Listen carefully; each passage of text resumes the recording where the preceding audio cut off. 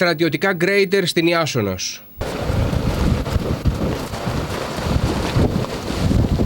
Άλογα στην Αναλήψεως.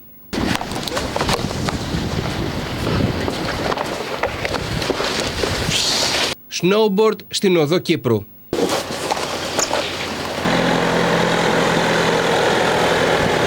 Στο έλεος του χιονιά βρίσκεται ο Βόλος από χθες. Το ύψος του χιονιού μέσα στην πόλη φτάνει το μισό μέτρο. Σε γειτονιές του Βόλου, όπως εδώ στη Νέα Δημητριάδα όπου βρισκόμαστε, οι συνοικιακοί δρόμοι είναι καλυμμένοι από χιόνι, το οποίο ίσως να ξεπερνάει και τους 40 πόντους. Πάρα πολλοί οδηγοί έψαχναν σήμερα το πρωί με τα φτιάρια για να ξεθάψουν τα αυτοκίνητά τους. Το βρήκατε το αυτοκίνητο? Το βρήκα. Αν και ίδιο χρώμα με το χιόνι. Πολύ χιόνι, πολλά χρόνια έχουμε να δούμε τόσο πολύ. Πάρα πολύ καιρό. Ναι, πολλά χρόνια. Και πολλά και τα προβλήματα, έτσι. Τώρα το βγάζω για να πάω να πάρω πετρέλαιο για το σπίτι. Πρέπει τώρα να το ξεθάψετε, δηλαδή για να το χρησιμοποιήσετε. Ναι. Χρειάζονται αλυσίδες οπωσδήποτε. Έχετε? Δεν έχουμε. Τώρα αλυσίδες έχετε, πώς θα το χρησιμοποιήσετε, θα το βγάλετε? Θα το βγάλω. Έχετε αλυσίδες? Δεν έχω αλυσίδες, αλλά δεν θα πάω και μακριά. Δηλαδή, αλλά απλώς θα το κουνήσω λίγο από εδώ από τη θέση του, να μπορώ να το βγάλω όταν θα έρθουν τα μηχανήματα από εδώ πάλι.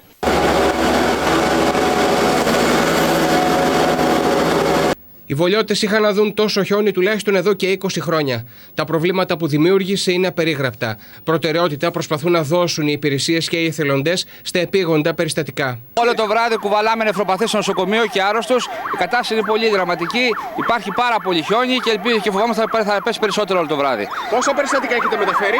Πάνω από 10-12 μέχρι στιγμής. Και συνεχίζουμε, έχουμε άλλους εγκαταστάσεις με άλλα 10 άτομα περίπου.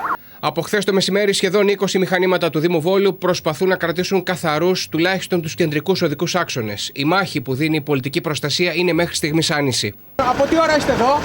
Τους 8 το πρωί, χθες το βράδυ. Από χθες το βράδυ είστε εδώ? Δύσκολη, πολύ δύσκολη κατάσταση. Πολύ χιόνι, έτσι? Έχει χιόνι πολύ. Πάρα πολύ χιόνι. Με το που καθαρίζετε μετά από λίγο πάλι καλύπτε τον δρόμο. Να το. Δεν το βλέπεις. Ρίξαμε αλατόνερο, βγάλαμε 17 υδροφόρες. Τα γκρέιντερ περπατάνε πέρα δόθε και σήμερα αναγκαστήκαμε και φέραμε και το στρατό πίσω. Άμα θα δείτε, θα περάσει σε λίγο ένα γκρέιντερ του στρατού. Μας έφερε ένα φορτωτή, ένα GCB. Δεν προλαβαίνω, τι είναι να πούμε. Δεν αντιμετωπίζετε αυτό το πράγμα, έτσι? Όχι. Και αυτό που λέμε για άμα ήταν 15-20 πόντι, παίζονταν. Μα εδώ τώρα φτάνουμε στον περιφερειακό, να έχουμε ένα μέτρο τώρα και πάει λέγοντας. Δηλαδή οι μπάρες στο περιφερειακό δεν φαίνονται.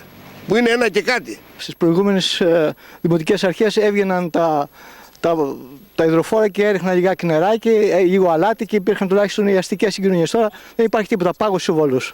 Μόνο με τα πόδια σήμερα. Μόνο με τα πόδια. Αλλά προσοχή, γιατί γλιστράει. Είναι και ακτά τα περιστατικά, είναι και δεν ξέρεις. Έχεις γέρους ανθρώπους, τι θα σου συμβεί. Είναι δηλαδή αυτό απαράδεκτο. Χιόνι είναι, υπομονή πρέπει να κάνουμε. Θα περάσει. Τίποτα άλλο από μένα. Δεν έχω να πω, θα περάσει. Χιόνι. Η πόλη σήμερα παρέλυσε. Ελάχιστα αυτοκίνητα κυκλοφορούσαν στους δρόμους, ενώ οι βολιώτες έκαναν τις αγορές για την πρωτοχρονιά μέσα σε ένα πολικό σκηνικό. Μάλιστα, τα περισσότερα εμπορικά καταστήματα παρέμειναν κλειστά. Τα πιο πολλά καταστήματα δεν έχουν ανοίξει και σίγουρα όσοι κυκλοφορούν θέλουν να πάνε στις τράπεζες. Πραγματικά η αγορά ήταν πάρα πολύ δύσκολη όλο αυτό το διάστημα και σήμερα δόθηκε, θα λέγα, η χρηστική βολή. Οι εικόνες που κατέγραψε ο τηλεοπτικός φακός σε κεντρικές οδικές αρτηρίες της πόλης και στον περιφερειακό παραπέμπουν σε χώρες της Βόρειας Ευρώπης. Τα οχήματα κινούνταν μόνο με αλυσίδες ή εφόσον διέθεταν κίνηση και στους 4 τροχούς.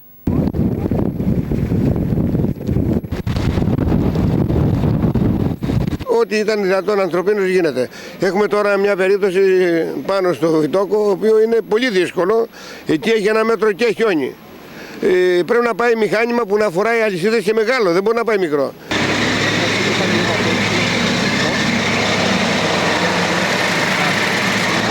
Στην περιφέρεια, περισσότερα από 40 χιονιστικά μηχανήματα δίνουν μάχη από τη νύχτα προκειμένου να κρατήσουν ανοιχτό το ορεινό οδικό δίκτυο. Το ύψος του χιονιού στην κορυφή του πηλίου φτάνει τα 2 μέτρα, ενώ ακόμη και σε παραθαλάσσιες περιοχές όπως το Τρίκερι έφτασε το 1 μέτρο. Εννοείται πως η κίνηση των οχημάτων σε όλο το μήκος του επαρχιακού οδικού δικτύου γίνεται μόνο με αντιολισθητικές αλυσίδες.